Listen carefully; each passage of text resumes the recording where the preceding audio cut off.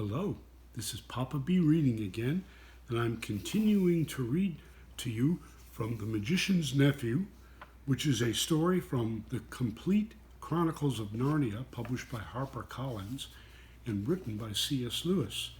I'm in Chapter 5 today and beginning Chapter 5, Part 1. This is called The Deplorable Word. The children were facing one another across the pillar where the bell hung, still trembling, though it no longer gave out any note. Suddenly, they heard a soft noise from the end of the room, which was still undamaged. They turned as quick as lightning to see what it was. One of the robed figures, the furthest off, one of all, the woman whom Diggory thought so beautiful, was rising from its chair. When she stood up, they realized she was even taller than they had thought. And you could see at once, not only from her crown and robes, but from the flash of her eyes and the curve of her lips, that she was a great queen. She looked round the room and saw the damage and saw the children, but you could not guess from her face what she thought of either, or whether she was surprised. She came forward with long, swift strides. "Who has awaked me? Who has broken the spell?" she asked. "I think it must have been me," said Diggory. "You?" said the queen, laying her hand on his shoulder, a white, beautiful hand, but Diggory could feel it was as strong as steel pincers. "You? But you are only a child, a common child. Anyone can see at a glance that you have no drop of royal or noble blood in your veins. How did such as you dare to enter this house?" "We've come through from another world by magic," said Polly, who thought it was high time the queen took some notice of her as well as Diggory. "Is this true?" said the queen, still looking at Diggory and not giving Polly even a glance. "Yes, it is," said he. The queen put her other hand under his chin and forced it up so that she could see his face better. Diggory tried to stare back, but soon had to let his eyes drop. There was something about her that overpowered him. After she had studied him for well over a minute, she let go of his chin and said, "You are no magician. The mark of it is not on you. You must only be the servant of a magician. It is on another's magic that you have traveled here." "It was my Uncle Andrew," said Diggory.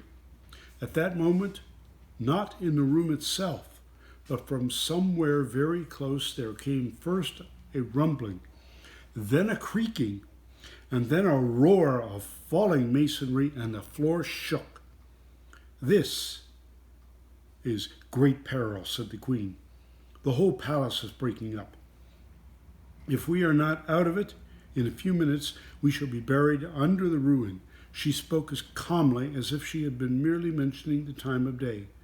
"Come," she added, and held out her hand to each of the children. Polly, who was disliking the queen and feeling rather sulky, would not have let her hand be taken if she could have helped it. But though the queen spoke so calmly, her movements were as quick as thought. Before Polly knew what was happening, her left hand had been caught in a hand so much larger and stronger than her own that she could do nothing about it. "This is a terrible woman," thought Polly. "She's strong enough to break my arm with one twist. And now that she's got my left hand, I can't get at my yellow ring. If I tried to stretch across and get my right hand into my left pocket, I mightn't be able to reach it before she asked me what I was doing. Whatever happens, we mustn't let her know about the rings. I do hope Diggory has the sense to keep his mouth shut. I wish I could get a word with him alone." The queen led them out of the Hall of Images into a long corridor, and then through a whole maze of halls and stairs and courtyards. Again and again they heard parts of the great palace collapsing, sometimes quite close to them. Once a huge arch came thundering down only a moment after they had passed through it. The queen was walking quickly. The children had to trot to keep up with her, but she showed no sign of fear. Diggory thought, she's wonderfully brave and strong. She's what I call a queen. I do hope she's going to tell us the story of this place. She did tell them certain things as they went along. This is the door to the dungeons, she would say, or that passage leads to the principal torture chambers, or this was the old banqueting hall where my great-grandfather bade 700 nobles to a feast and killed them all before they had drunk their fill. They had had rebellious thoughts. They came at last into a hall larger and loftier than any they had yet seen. From its size and from the great doors at the far end, Diggory thought that now, at last, they must be coming to the main entrance. In this he was quite right. The doors were dead black, either ebony or some black metal which is not found in our world. They were fastened with great bars, most of them too high to reach and all too heavy to lift. He wondered how they would get out. The queen let go of his hand and raised her arm. She drew herself up to her full height and stood rigid. Then she said something which they couldn't understand, but it sounded horrid, and made an action as she were throwing something, smashing against the doors. And those high and heavy doors trembled for a second, as if they were made of silk, and then crumpled away till there was nothing left of them but a heap of dust on the threshold. "Whew," whistled Diggory. "Has your master magician, your uncle, power like mine?" asked the queen, firmly seizing Diggory's hand again. "But I shall know later. In the meantime, remember what you have seen. This is what happens to things and to people who stand in my way." Much more light than they had yet seen in that country was pouring in through the now empty doorway.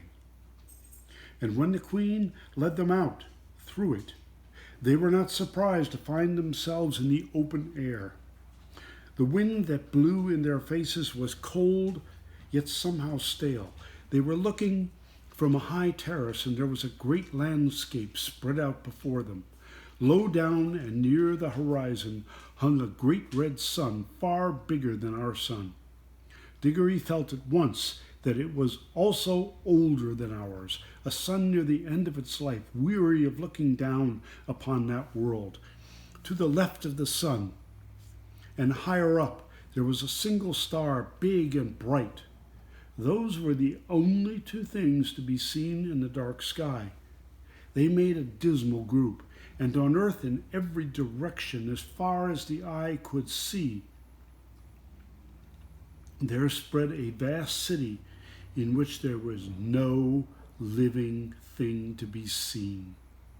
And all the temples, towers, palaces, pyramids, and bridges cast long, disastrous-looking shadows in the light of that withered sun. Once a great river had flowed through the city, but the water had long since vanished, and there was now only a wide ditch of gray dust. And that ends part 1 of the deplorable word. That is our reading for this part. Bye-bye now. Hope to see you again.